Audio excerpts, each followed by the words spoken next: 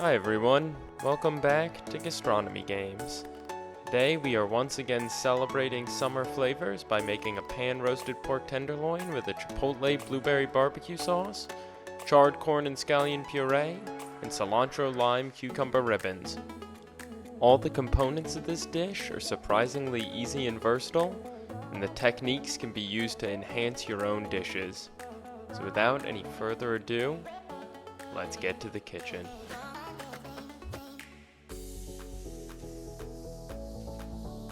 We're going to start by toasting our cumin, coriander, and grains of paradise for our barbecue sauce.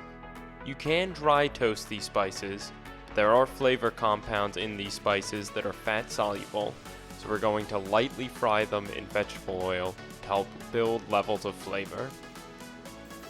As always with spices, we are going to toast them just until we can smell their aroma. Make sure to keep your pot moving so that your spices do not burn. Next, we're going to add in our shallots and our garlic. I prefer shallots over other onion varietals for their sweetness, but you can use any onion you wish. We want the brightness of our blueberries to come through, so we don't want too much color on our onions and our shallots. Because of this, we are going to salt them lightly to draw out moisture and give a buffer against browning. Our sauce is going to go in a blender, so our onions and garlic do not need to be perfectly sliced. However, make sure they are roughly the same thickness as one another, so one does not pick up color while the other is still sweating down. When your shallots and garlic have softened and become somewhat translucent, you can add in your seeded tomatoes and your blueberries. You can use a can of diced tomatoes if you do not have time to chop them, but the vibrancy of fresh tomatoes when they are in season is tough to replicate. If you are making this sauce not during the summertime and you'd still like to use fresh tomatoes, I'd recommend using Kamado tomatoes. They are hothouse grown and are more consistent throughout the seasons because of this. Give everything a nice stir and then add in your dark brown sugar. I prefer dark brown over light brown for barbecue sauces because the extra molasses flavor gives it a wonderful depth of flavor. Brown sugar is one of the only ingredients that you are meant to pack into the measuring cup, so if you see a 1/4 cup brown sugar in a recipe, be sure to pack it into the measuring cup tightly. Finally, add in your apple cider vinegar and chipotle paste. You can buy chipotle paste, but if you can't find it, you can simply blend a can of chipotles in adobo sauce.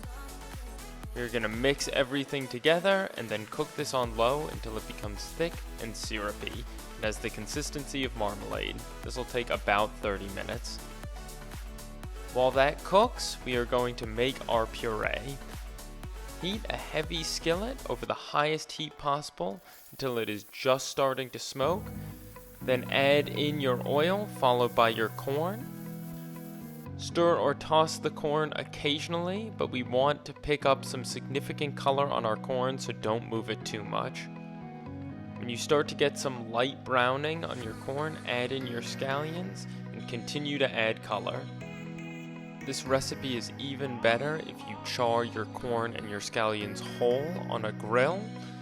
Just use 2 or 3 ears of corn depending on the size. Get some really nice color on there, and then in a separate pot, heat up your chicken stock and cook the garlic in the stock, and then combine everything together at the end. When your scallions have some color, add in your sliced garlic. I live in New England, so our corn season hasn't quite started yet. So we are using frozen corn. Just make sure that it is fully thawed and drained. We want as little moisture still in the corn as possible so we can get some nice color on it. When your garlic has become translucent, add in your chicken stock, scraping the bottom of the pan with a spoon to pull up any brown bits, also known as fond. When the stock has reduced by roughly half, add it immediately to a blender and blend. It's important to blend it while it's still hot because you will get a smoother consistency. This puree is the inverse of our barbecue sauce in that we wanted to get color on our vegetables, so we did not add any salt. So at this point in the recipe, add salt to taste.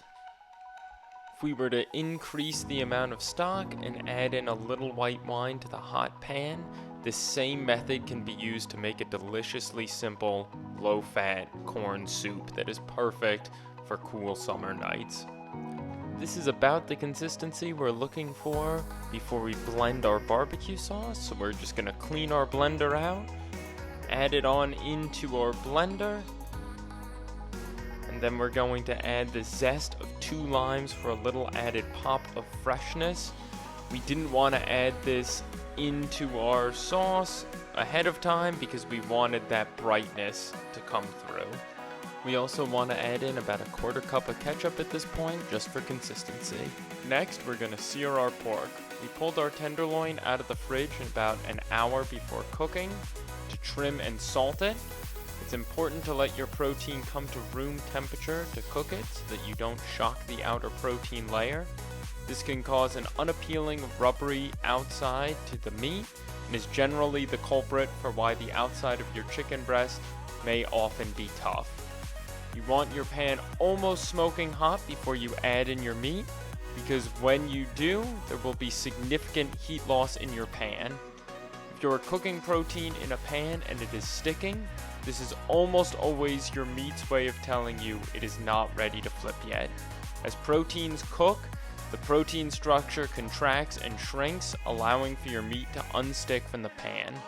If you are getting too much color and it's still sticking, turn down the heat as low as possible and stay the course. You'll be left with a better texture and flavor for it. Brown all sides of the tenderloin and then take it off the heat, brush with some sauce over the top, and finish it in a 350-degree oven. I personally like my pork tenderloin at about medium, but cook to your desired doneness and use a meat thermometer to ensure you get perfect results every time. For more information on how to trim and butcher pork tenderloin, check out the video linked in the description. While our pork is in the oven, we are going to make our garnish. In a bowl, I'm just going to combine the juice of 1 lime, roughly half a tablespoon of honey, half a tablespoon of chipotle paste, and about a tablespoon and a half of olive oil. I'm not too concerned about this vinaigrette breaking, so I'm just going to pour it right in and stir it through. However, if you want a more cohesive vinaigrette, use a whisk and slowly pour in olive oil a little bit at a time. Honey is a natural emulsifier, meaning it will help your vinaigrette stay together. Then, using a vegetable peeler, I'm just going to peel an English cucumber into ribbons. I like English cucumbers best in this application because their seeds are pretty compact and I like their flavor best. You can use this same technique on other vegetables such as carrots or jicama for an impressive looking garnish that is shockingly easy. Just before you are ready to serve, toss your cucumber ribbons in your dressing. Add in about a tablespoon of fresh cilantro, and then salt to taste. We want to ensure we don't salt too early because your cucumbers will leach water, which will dilute your dressing, and they will also lose some texture. As with all of our recipes, this is simply a template, so feel free to play around with ingredients to fit your palate best.